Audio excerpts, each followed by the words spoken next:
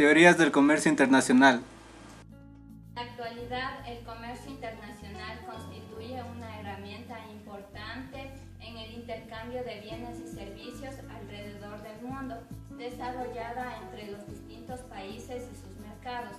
Conforme esta ha ido evolucionando, se ha dado lugar a la existencia de teorías del comercio internacional, mismas que tratan de explicar las relaciones comerciales que se llevan a cabo entre los países. La primera teoría que surge en el comercio internacional es la teoría del mercantilista, o también denominado superávit comercial. Dentro de esta teoría, se define que mientras más riqueza se concentra en la región, esta es más poderosa. Esta teoría se originó en Inglaterra en el siglo XVI, XVII y a principios del siglo XVIII. En esta teoría nos habla sobre la balanza comercial, en la cual considera que un país debe realizar mayores exportaciones que importaciones. Otra de las teorías es la ventaja absoluta. Esta se desarrolló por Adam Smith en el año de 1776 en su obra La riqueza de las naciones. Esta teoría se refiere a la producción eficiente de un producto, es decir, que un país tiene ventaja absoluta ante otro cuando produce de manera eficiente y utiliza un adecuado recurso en la elaboración o fabricación de su producto. Las teorías es la teoría de la ventaja comparativa. Esta se desarrolló a inicios del siglo XVIII por David Ricardo en su libro Principios de Política Económica y Tributación, en el cual menciona que un país debe especializarse en aquellos bienes y productos que puedan producir de manera más eficiente y a la vez adquirir de otros países aquellos que produzcan de manera menos eficiente. Dentro de esta nos hacía mención que la apertura de un país al libre comercio estimula el crecimiento económico y también no era necesario que la mercancía sea de menor costo para que pueda ser exportada, como lo mencionaba Adam Smith en la ventaja. Teoría de Heckscher-Holmes. Esta teoría se enfoca en dar una explicación distinta a lo que es la ventaja comparativa. Esta surge en el último tercio del siglo XIX, donde empezó a cobrar relevancia en el panorama del pensamiento económico, lo que posteriormente se conocería como la escuela neoclásica, de la que también resultarían decisivas aportaciones a la teoría del comercio internacional. La contribución fundamental que realizó el modelo HO o teoría Heckscher-Holmes fue la explicación de las ventajas comparativas y de la especialización de un país a partir de su dotación factorial. Esta teoría se basa en los siguientes supuestos. Primero, consideramos que para el comercio deben existir dos países, A y B, los quienes producen dos bienes, X y Y, a partir de dos factores de producción, capital o trabajo. También tenemos que las tecnologías son idénticas entre países para la producción del bien. Y por último, la teoría menciona que la única diferencia entre países es la dotación relativa de factores, capital o trabajo, debido a razones de situación geográfica e históricas de cada país, puesto que cada país en comparación con el otro será más abundante en un factor que el otro. Entonces, esta teoría se enfoca en que los países exportarán aquellos bienes que hacen uso intensivo de factores localmente abundantes e importarán aquellos bienes que hacen uso intensivo de factores localmente escasos. Corriente heterodoxa. Esta teoría se refiere a un conjunto de teorías y modelos que critican la visión clásica de la economía, intentando explicar las dificultades que tienen algunos países para alcanzar su desarrollo económico, y enfocan su atención en las asimetrías originadas por el comercio internacional. Esta teoría surge en la segunda mitad del siglo XIX. Marx puso en entredicho la teoría clásica en su conjunto.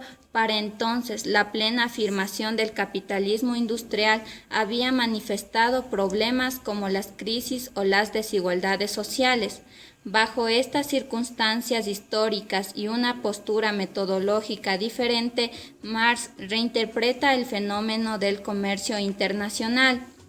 En su primer análisis, Marx se enfoca en la relación existente entre la formación del mercado mundial y del fortalecimiento del capital, en donde explica que para la economía capitalista seria, firme y se desarrolle necesita un espacio cada vez más abierto y el comercio mundial por parte libera la producción de sistemas feudales.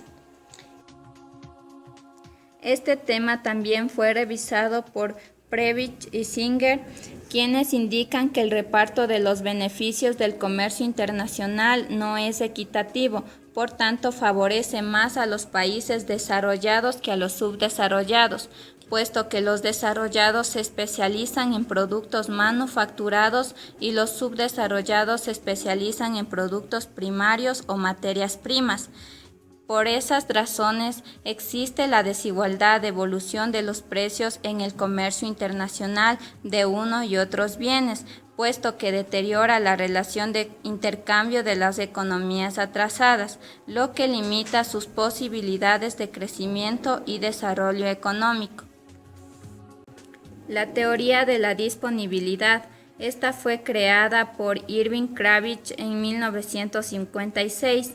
Esta teoría pertenece a los enfoques neotecnológicos. Neotecnológico se refiere a las tecnologías que tienen los países y que generan una ventaja competitiva. Esta teoría utiliza los siguientes factores de producción: recursos escasos y recursos disponibles. Teoría del desfase tecnológico. Los bienes y los procesos productivos cambian con el tiempo y no tienen lugar simultáneamente en todos los países. Por lo tanto, estas diferencias en el desarrollo tecnológico entre los países otorgan ventajas comparativas en el comercio internacional. Los países que producen más innovaciones disponen de ventaja en la producción de bienes y los exportan. Esta situación perdurará durante un tiempo, hasta que dicha innovación se difunda y la producción se extienda a otros países, mediante la producción nacional o inversiones extranjeras. Teoría del ciclo de vida del producto. Se establece 3 fases en la vida de un producto. La primera fase, fase del nacimiento. Se desarrolla en un país con elevada rentabilidad per cápita y altos costes laborales. Esto se debe a que la elevada renta de tales ciudadanos impulsará los deseos de nuevos productos y los altos costes laborales estimularán el desarrollo de nuevos procesos. Segunda fase, la madurez.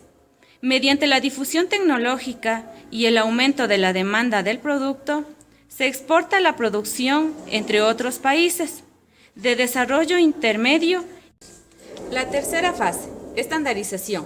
El producto y el método productivo están totalmente estandarizados. Esto llevará al aumento del número de ofertantes y a producir a un nuevo coste menor, ya que es una producción en masa.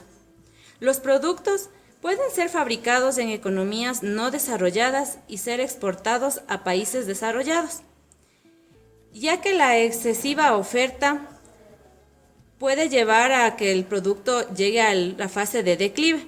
Debido a esto, deben ser innovados constantemente. Teoría pura y monetaria del comercio internacional. Estas teorías fundamentan a la política comercial mediante el análisis teórico y práctico del comercio internacional. La teoría pura es el análisis del valor aplicado al intercambio internacional.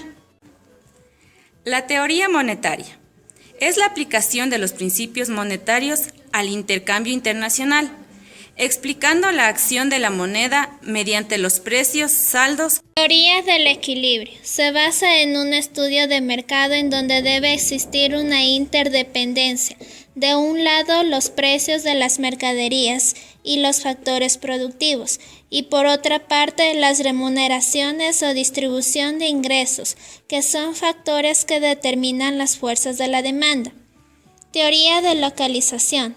En base a que los recursos naturales son limitados y están distribuidos en forma desigual, muchos de los países se especializaron en determinadas actividades. Así es el caso de Ecuador, que con los recursos ambientales y climáticos favorables hace posible la producción de banano o cacao. Tomemos en cuenta que con el avance tecnológico se depende menos de los recursos naturales. Teoría de la demanda representativa, creada en el año de 1961 por el economista Linde, enfocándose en el comercio intraindustrial, que básicamente es el intercambio entre dos países productos de una misma industria. Esto es posible siempre y cuando en los países exista una demanda representativa del producto, de modo que aumente su producción bajo condiciones de competitividad.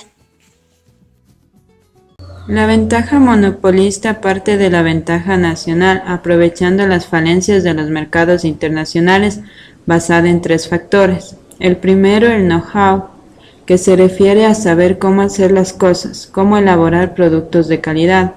El segundo es el control exclusivo, en todo lo referido a materia prima y recursos necesarios para la producción. Y el tercero, referido a bajos costos unitarios de producción, debido a la cantidad de producción de la organización. La teoría de la internacionalización. Esta teoría se refiere a la ventaja que tienen ciertas organizaciones frente a sus competidores, debido a que éstas prefieren las inversiones en alta tecnología en otros países que en el ámbito nacional. La teoría de la ventaja competitiva. Esta teoría fue creada por Michael Porter en el año de 1990. Y da a conocer que existen sectores más rentables que otros para ciertas industrias, y que el éxito de las empresas se basa en su posicionamiento estratégico. Además, se usa el diamante de Porter para tener ventaja competitiva en el ámbito nacional. La teoría de la inversión internacional. Esta teoría analiza el por qué ciertas empresas tienen éxito en otros países y llegan a ser multinacionales, mientras que otras no. Así que se basa en la movilidad del capital, la facilidad que tienen para ello y en la ventaja de poder aprovechar las imperfecciones de los mercados en los cuales quieren incursionar.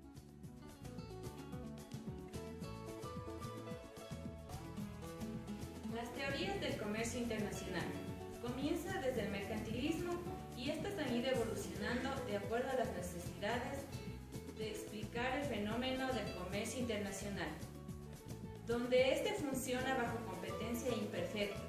Por lo tanto, algunas teorías del comercio internacional se han adoptado a la realidad actual del mercado. Las teorías del comercio internacional sirven para conocer la importancia y la evolución de las grandes negociaciones, que nos lleva a determinar con claridad cuál es el objetivo del comercio internacional y sus principales definiciones. Las teorías del comercio internacional tienen en común la importancia de los recursos como el trabajo y el capital, ya que si un país hace uso eficiente de estos, puede satisfacer y ganar grandes mercados, dando paso así a las empresas para que extiendan